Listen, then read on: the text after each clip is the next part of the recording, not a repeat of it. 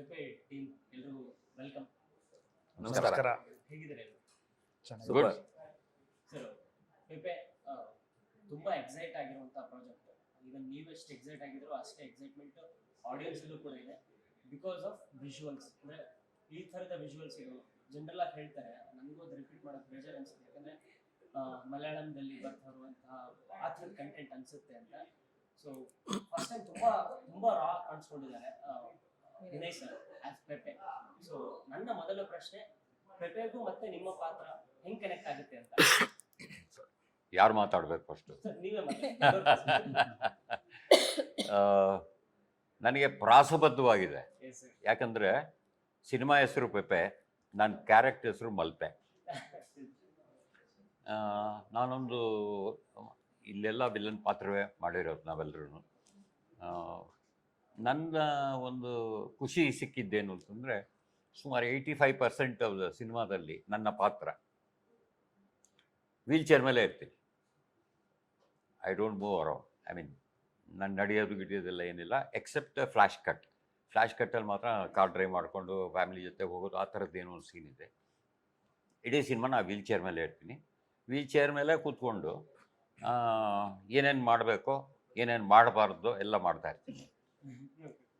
ಹಾಗಾಗಿ ಚಿತ್ರಕ್ಕೆ, ನನ್ನ ಪಾತ್ರಕ್ಕೆ ನನಗೆ ಭಾಳ ಖುಷಿಪಟ್ಟು ಮಾಡಿದಂಥ ಒಂದು ಪಾತ್ರ ಅದು.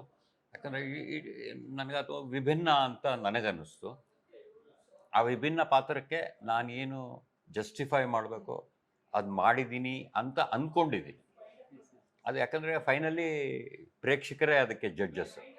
ನಾವೇನೇ ಮಾಡಿದ್ರು, ನಿಷ್ಠೆಯಿಂದ ಏನೇ ಮಾಡಿದ್ರು, ಏನೇ ನಿಷ್ಠೆಯಿಂದ ಕೆಲಸ ಮಾಡಿದ್ರು ಕೂಡ ಅದು ಫೈನಲ್ಲಾಗಿ ಮಾರ್ಕ್ಸ್ ಕೊಡೋರು ನಮ್ಮ ಪ್ರೇಕ್ಷಕರು.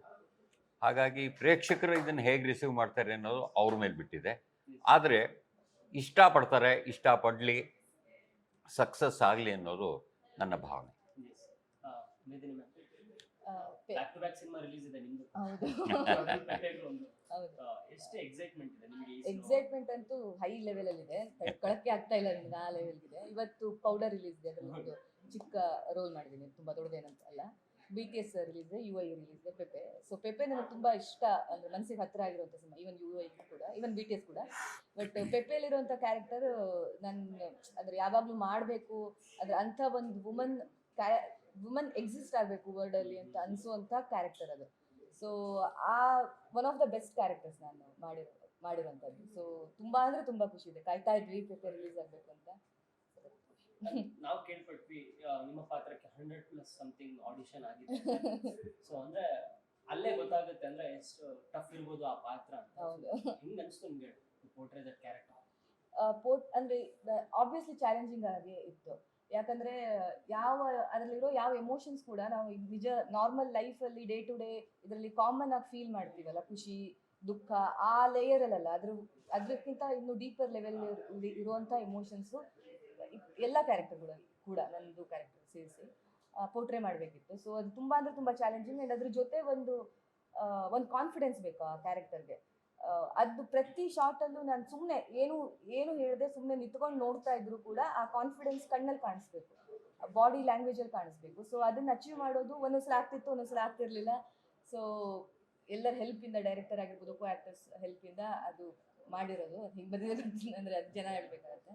ಸೊ ಅದೇ ತುಂಬ ಚಾಲೆಂಜಿಂಗ್ ಆಗಿರೋಂಥ. ಸರ್, ಮತ್ತೊಂದು ಮಾಸ್ ಪಾತ್ರ ಹೆಂಗೆ ಅನಿಸ್ತು ನಿಮಗೆ? ಪೆಪೆ ಪಾತ್ರ ಹೆಂಗೆ ಕನೆಕ್ಟ್ ಆಗುತ್ತೆ? ಇದರಲ್ಲಿ ನಾನು ಮಾಡಿರೋ ಕ್ಯಾರೆಕ್ಟರ್ ಒಬ್ಬ ಮಂಜುನಾಥ್ ಅಂತ, ಒಬ್ಬ ರಾಜಕೀಯದಲ್ಲಿ ಆತ ಒಂದು ಆಂಬಿಷಸ್ ಕ್ಯಾರೆಕ್ಟರ್. ನಾನು ಅಂದ್ಕೊಂಡಿರಲಿಲ್ಲ ಕ್ಯಾರೆಕ್ಟರ್, ಈಗ ಮೇದಿನಿಯವರು ಹೇಳಿದ ಅದೇ ರೀತಿ ಇಲ್ಲಿ ನಮ್ಮ ಡೈಲಾಗ್ಸ್ಗಳಿಂತನೂ ನಮ್ಮ ಬಾಡಿ ಲ್ಯಾಂಗ್ವೇಜಸ್, ಎಕ್ಸ್ಪ್ರೆಷನ್ಸ್ ಅದು ಕೌಂಟ್ ಆಗುತ್ತೆ ಅಂತ ಕ್ಯಾರೆಕ್ಟರ್. ತುಂಬ ಇಷ್ಟಪಟ್ಟಿದ್ದೀನಿ ಈ ಕ್ಯಾರೆಕ್ಟರ್ನ. ನಾನು ಅಂದ್ಕೊಂಡಿರಲಿಲ್ಲ ಈ ರೀತಿ ಇರುತ್ತೆ ಅಂತ. ತುಂಬ ಇಷ್ಟ ಆಯ್ತು ಈ ಕ್ಯಾರೆಕ್ಟರ್. ನನ್ನ ಪಾತ್ರದ ಹೆಸರು ಮೊಗ್ಗು ಅಂತ. ನಾನು ಮಲ್ಪೆ ಫ್ಯಾಮಿಲಿಯ ಇವರ ಸಹಾಯಕನ ಪಾತ್ರ ಮಾಡಿದ್ದೀನಿ. ಸೊ ನಾನು ಈ ಸಿನಿಮಾದಲ್ಲಿ 3 ಶೇಡ್ಸಲ್ಲಿ ಕಾಣಿಸ್ಕೊಳ್ತೀನಿ. ಒಂದು full black pepper, white pepper, ಮತ್ತು ಒಂದು ಹೆಡ್ ಶೇವ್ ಮಾಡ್ತಾರೆ ನನಗೆ. ಅದು ಬಿಟ್ಟರೆ ಇನ್ನೊಂದು ಫ್ಲ್ಯಾಶ್ ಕಟ್ಟಲ್ಲಿ ಒಂದು ಹೆಂಗಾಗಿ ಕಾಣಿಸ್ಕೊಳ್ಳೋದು. ಸೊ ನೀವು ಹೇಳ್ತಾ ಇರೋದು ಕೇಳಿದ್ರೆ ಫ್ಲಾಶ್ ಬ್ಯಾಕ್ ಪೋರ್ಷನ್ ಕೂಡ ಸಿನಿಮಾಗೆ ಅಷ್ಟೇ ಇಂಪಾರ್ಟೆಂಟ್ ಅಂತ ಅನಿಸ್ತಿದೆ.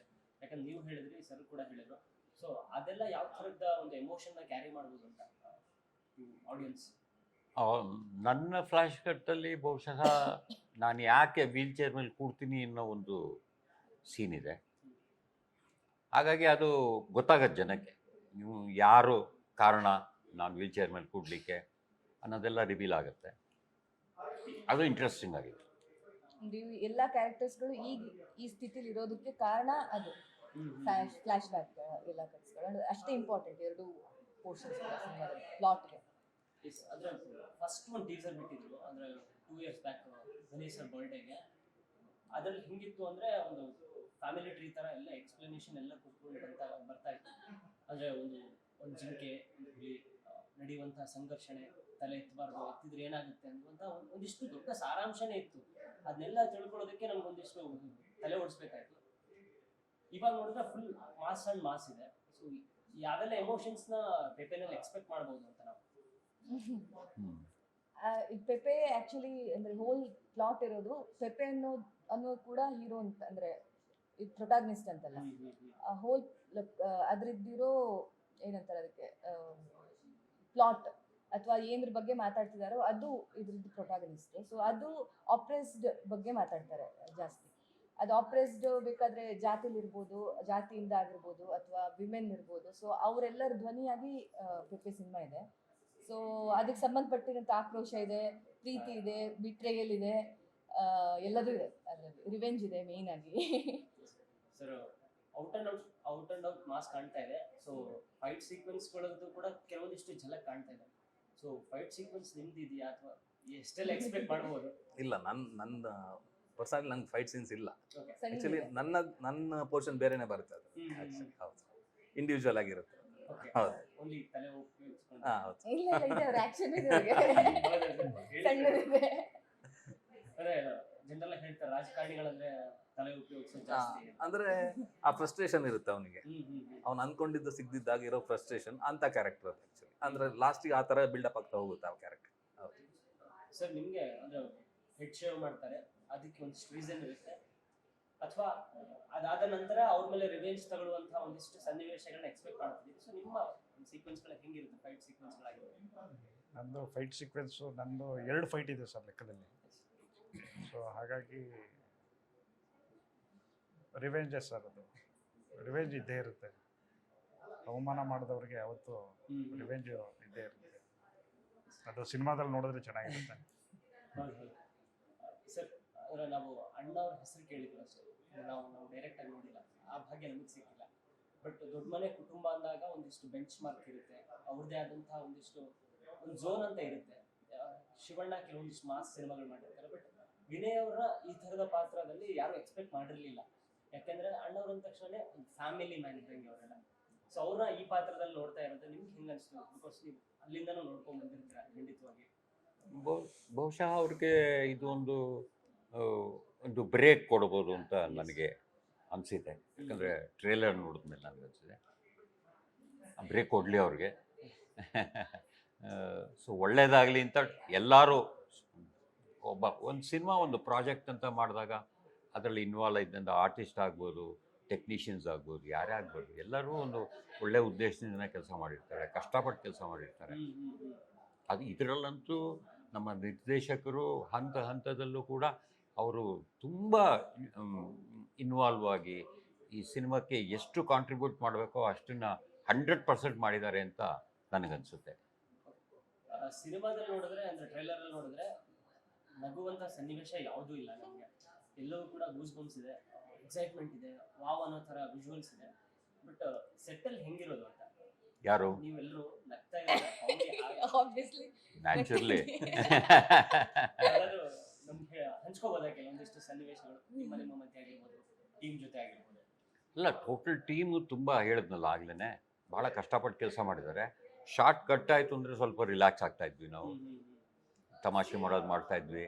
ಅದು ಯಾರ್ಯಾರಿಗೂ ಏನೋ ಇರುತ್ತಲ್ಲ ಹಂಚ್ಕೊಳ್ಳೋದು, ವಿಷಯಗಳನ್ನ ಹಂಚ್ಕೊಳ್ಳೋದು, ಅಥವಾ ಸೀನ್ ಬಗ್ಗೆ ಹೆಂಗಿತ್ತು ಸೀನು, ಹೇಗೆ ಮಾಡಿದ್ವಿ, ಇನ್ನೇನು ಮಾಡ್ಬೋದು, ಈ ರೀತಿಯಾದ ಒಂದು ಮಾತುಕತೆಗಳು ನಡೀತಾ ಇತ್ತು ನಮ್ಮಲ್ಲೇ. So it was totally A healthy atmosphere. Total healthy atmosphere ಇತ್ತು. ಹಾಗಾಗಿ ಎಲ್ಲರೂ ಒಳ್ಳೆ ತಮ್ಮ ಕೆಲಸವನ್ನು ಇನ್ನಷ್ಟು ಚೆನ್ನಾಗಿ ಮಾಡುವಂಥ ಒಂದು ಅವಕಾಶಗಳು ಸಿಗ್ತಾ ಇತ್ತು. ಇವರು ಮಂಡ್ಯ ರವಿ ಅವರು ಅಂದ್ರೆ ಒಂದು ಇನ್ಸಿಡೆಂಟ್ ಅಂತಲ್ಲ, ಸಣ್ಣದೊಂದು ಅಷ್ಟೇ. ನಾನು ತುಂಬಾ ನಕ್ಕಿದ್ದದಕ್ಕೇನೆ ರಾತ್ರಿ ಆದ್ಮೇಲೆ ಅಂದ್ರೆ ನೆಕ್ಸ್ಟ್ ಡೇ 6 ಗಂಟೆಗೆ ಕಾಲ್ ಶೀಟ್ ಇತ್ತು. ನಾವೆಲ್ಲ ಸುಮಾರು ತಿಂಗಳು ರಾತ್ರಿ ಮಾತಾಡ್ತಾ ಕೂತಿದ್ವಿ. ಬೆಳಗ್ಗೆ ಎದ್ದ ತಕ್ಷಣ 5 ಗಂಟೆಗೆ ಎದ್ದು ಕೂತ್ಕೊಂಡು ಹೋಗೋದ್ಕಿಂತ ಮೊದಲು ಕಪ್ಪು ಕನ್ನಡಕ ಹಾಕೊಂಡು ಹಿಂಗ್ ಕೂತಿರ್ತಿದ್ರು ಅವರು. ಯಾಕೆ ಕೇಳಿದ್ರೆ ಕಣ್ ಕೆಂಪಾಗಿರೋದು ಕಾಣ್ಬಾರ್ದು. ರಾತ್ರಿ ನಿದ್ದೆ ಇರ್ಲಿಲ್ಲ. ನಿದ್ದೆ ಇಲ್ಲದೆ ಹಾರ್ಡ್ ವರ್ಕ್ ಇವಾಗೆಲ್ಲ ಸ್ಕ್ರೀನ್ ಮೇಲೆ ಕಾಣ್ತಾ ಇದೆ ಪ್ರತಿಯೊಬ್ಬರದು ಕೂಡ. ತುಂಬಾ ವಿಜುವಲಿ ಆಗಿರ್ಬೋದು, ಪ್ಲಸ್ ಕಂಟೆಂಟ್ನು ಕೂಡ ನಂಬೋ ಥರ ಇದೆ. ಬರೀ ಒಂದು ವಿಜುವಲ್ ಅಷ್ಟೇ ಅಲ್ಲ, ಕಂಟೆಂಟ್ನೇ ಜನ ಇಷ್ಟಪಡುವಂಥ ಕಂಟೆಂಟ್ ಆಗಿದೆ. ಹೆಂಗಿರ್ತಿದ್ರು ವಿನಯ್ ಅವರು ಅಂದ್ರೆ ಅವ್ರ ಹೆಸರಿಗೆ ತಕ್ಕಂಗೆ ವಿನಯ್ ನಾವು ನೋಡಿದ ಪ್ರಕಾರ ಹಂಗೆ ಇರೋರು.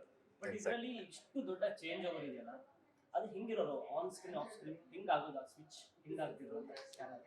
ಅದಕ್ಕೆ ನಾವು ಸರಿಯಾದ ಉತ್ತರ ಕೊಡೋಕ್ಕೆ ಸಾಧ್ಯ ಇಲ್ಲ.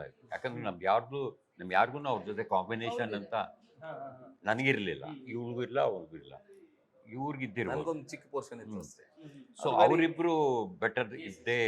Very soft spoken. ಅವ್ರು ಮಾತಾಡೋದೇ ಕಡಿಮೆ ಆ್ಯಕ್ಚುಲಿ. ಅಂದರೆ ನಾವು 10 ಮಾತಾಡಿದ್ರೆ 1 ಮಾತಾಡ್ತಾರೆ. ಬಟ್ ವೆರಿ ಕೋಪರೇಟಿವ್, ತುಂಬ ಒಳ್ಳೆ ಒಂದು ಸಾಫ್ಟ್ ನೇಚರ್ ಅವರು. ಸರ್ ಆ್ಯಕ್ಚುಲಿ ನನಗೆ ಲಾಸ್ಟ್ ಫೈಟಲ್ಲಿ ನನಗೂ ಅವ್ರಿಗೂ ಫೈಟ್ ಆಗೋ ಸೀನಲ್ಲಿ ನಾನು ಫೈಟು ಫಸ್ಟು ಟೈಮ್ ಮಾಡಿದ್ದು. ಸೊ ನನ್ನ ಬಾಡಿಗೆ ಫೈಟು ಸಪೋರ್ಟ್ ಮಾಡಲ್ಲ, ಬಟ್ ನನಗೆ ತುಂಬ ಎಂಕರೇಜ್ ಮಾಡೋದು ಅವರು. ನಾನು ಬಿದ್ದರೆ ಎದ್ದೇಳೋಕ್ಕಾಗ್ತಿರ್ಲಿಲ್ಲ. ಅವರ ಅಸಿಸ್ಟೆಂಟ್ ಬಂದು ನಾನು ಎಬ್ಸಿ ನೀರು ಕುಡಿಸೋರು. ಸೊ ಹಾಗಾಗಿ ನಮಗೆ ರೋಮಾಂಚನ ಆಗೋದು. ಪಾಪ ದೊಡ್ಡ ಮನೆಯವರು ಫಸ್ಟ್ ಅವ್ರು ನೀರು ಕುಡಿ ಎಬ್ಸಿ ಅಂದವ್ರು ನನ್ನ ಅವರು. ಸೊ ಹಾಗಾಗಿ ತುಂಬ ಕೋಆಪ್ರೇಟ್ ಮಾಡೋದು ಸರ್. ತುಂಬ ಚೆನ್ನಾಗಿ ಕೋಆಪ್ರೇಟ್ ಮಾಡೋದು. ನಿಮ್ಮ ಪಾತ್ರಗಳನ್ನ ಒಂದು ಶಬ್ದದಲ್ಲಿ ಆ ಪಾತ್ರದ ಒಂದು ಅಂದ್ರೆ ಅದ್ರ ಇಮೇಜ್ ಏನು ಅಂತ ಹೇಳೋದಾದ್ರೆ ಒಂದು ಪದದಲ್ಲಿ ಅಂತ ಏನು ಹೇಳ್ತೀರಾ? Malpe powerful character. Powerful, yes. Intense. Manjunath aggressive. ನೀವು ಮೊಗ್ಗು ಸ್ಟ್ರಾಂಗ್. ಅಮೇಜಿಂಗ್. ನೀವು ಹೇಳ್ತಿರೋ ವರ್ಡ್ಸ್ ಕೇಳಿದ್ರೇನೆ ಅನ್ಸುತ್ತೆ ಈ ಕ್ಯಾರೆಕ್ಟರ್ ಎಷ್ಟು ಡೆಪ್ತ್ ಆಗಿರುತ್ತೆ ಪ್ರತಿಯೊಂದು ಕ್ಯಾರೆಕ್ಟರ್ ಕೂಡ ಅಂತ.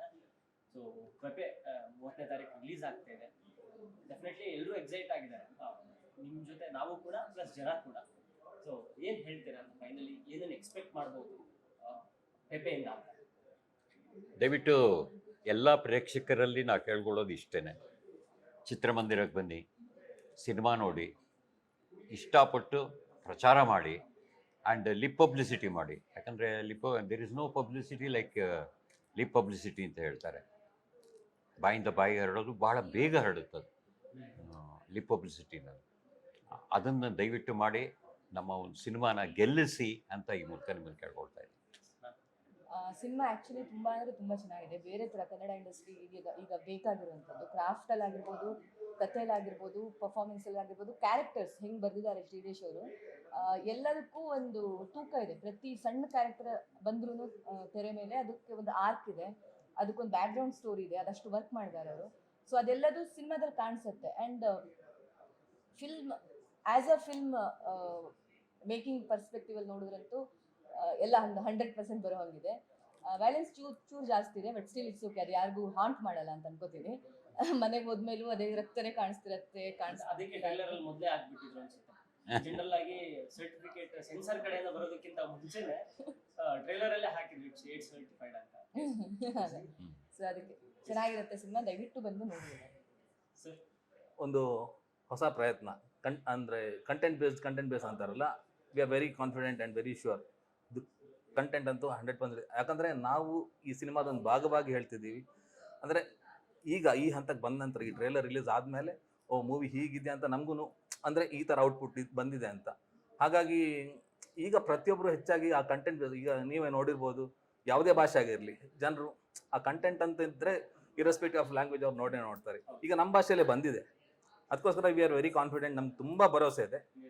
ಆದರೆ ಆ ಭರವಸೆಯನ್ನು ಇನ್ನಷ್ಟು ಜಾಸ್ತಿ ಮಾಡಿ ಕೊಡೋರು ನಮ್ಮ ಪ್ರೇಕ್ಷಕರು.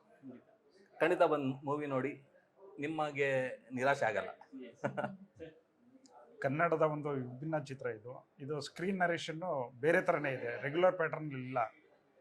ಇದು ಒಂದು ವಿಭಿನ್ನ ಸಿನಿಮಾ ಆಗೋದ್ರಲ್ಲಿ ಸಂಶಯನೇ ಇಲ್ಲ. ಯಾಕೆಂದರೆ ಈಗೆಲ್ಲ ನೋಡಿದ್ದೀರ ಕಂಟೆಂಟು ಮತ್ತು ಎಲ್ಲ ಮಾತಾಡ್ತಾ ಇರೋದು ಎಲ್ಲ.